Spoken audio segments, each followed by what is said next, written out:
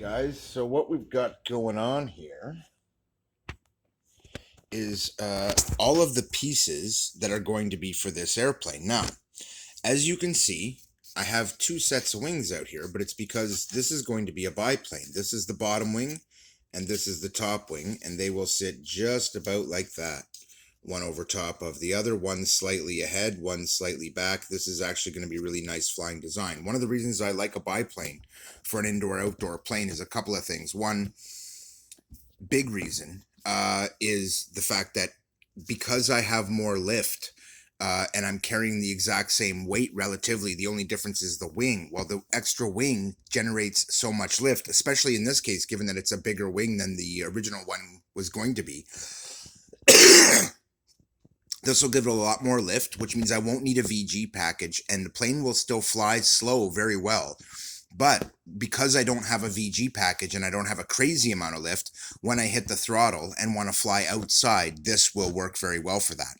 So all my pieces are laid out in front of me except one. You'll notice the windscreen is missing, and that is because I didn't like it. So I'm going to be building a different one, and you guys can see that.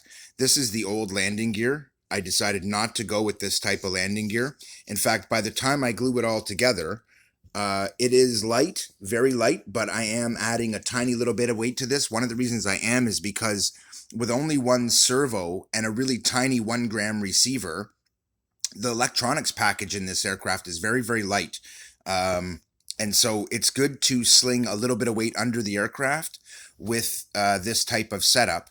And so it's all going to be very finely tuned. But now I basically have the aircraft in my head. I know exactly what I want. I have all my pieces tested and symmetried and put together. I have a couple bits of checking to do on the top ring for symmetry to make sure it's perfect. But then we're good to go. And I did check it, and it does seem really, really close. So we're going to go with this. I am going to use this as my test mule. But it's important that I know that none of the features of this are incorrectly made, and they all look perfect. They were all measured really carefully, and they all came out really nicely. So this one's good to go. These are the top and bottom of my nose cone, which will house my motor. You have a few pieces in here that are relative to the landing gear, but we're going to be replacing those with other pieces. So that's not an issue. As you can see, there was bracing underneath here that would have worked. And I mean, really, this was an okay way to go, but I don't like it. It's not very scale. We are, in fact, going to be putting wheels on this sucker in the front and a skid on the back. Here we have some Velcro material that I'm going to use to secure things inside so that I can remove the electronics later. That being said, I also want to put the motor on a long enough lead. Anyway, we'll get to all that stuff later. The electronics will be next. For now, this video is going to be kind of a long one because I need to go through all of these pieces, and I'm just going to show them to you here for scale. You'll be able to see the lengths in great detail, hopefully. I may have to move this so that you guys can see better. And since you can see the shapes of them, once you can also see the length, you should be okay. And these are going to be identical. I'm going to show them both you anyway. Okay. So these two are there. Now we're going to take our main body pieces, and I'm going to show you those lengths because they are different. So you're going to want to pay attention to that. Okay. Not by much are they different, but they are, in fact, different. Okay. Now this is pretty tight to there, so you get a precise reading. And it's just shy of 6 inches there.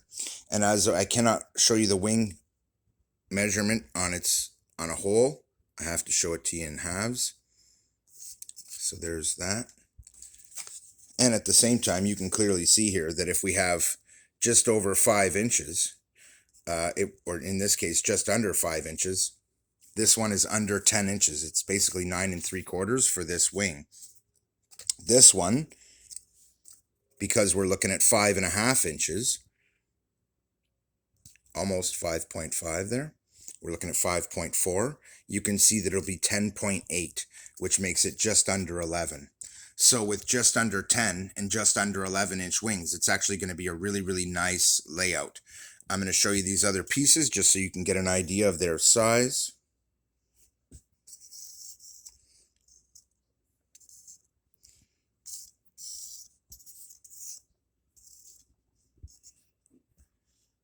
Okay. Sorry about the light, guys. I'm going to try and make it a little bit better. There you go. That way I can show you from overhead without it being a problem. And of course the second piece of the cowling, because they are slightly different shape and size.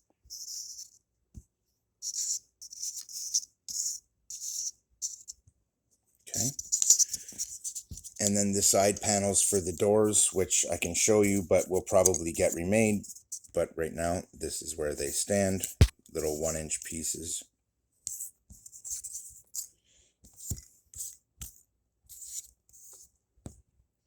As you can see, they're fairly precisely made, but not super precise. They're just close enough to do the job. So all those pieces are there. Now we're going to show you the tail.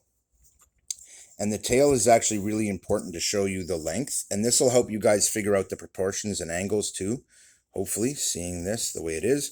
Also, for posterity, I will have this video later to look back on and show exactly how long each of these lines are, so that I can see for myself.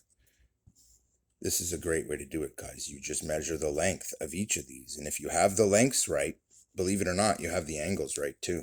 So this shows me all the angles all the way around to make sure that I have it correctly.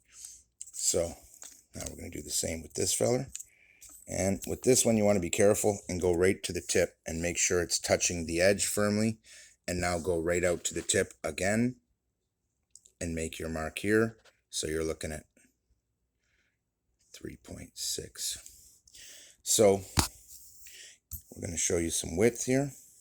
It ain't much. It's under 1 inch. And the rest, we're just going to show you the shape. All right, so that takes care of all our pieces. I do have some scrap here. I'm going to use it to remake my windscreen. I do have a couple other options for the windscreen.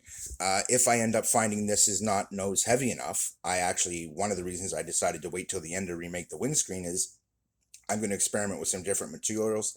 I have some sunglass lenses that have pretty cool covers. I have other material that I could use.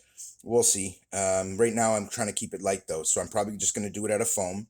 But either way, I am going to remake that one piece. So in the next video, you'll start to see this plane come together. So like, share, and subscribe, because this is a killer biplane that will fly indoor and out. Will fly really slow when you want it to, but will also pick up the speed and fly nice on a 250.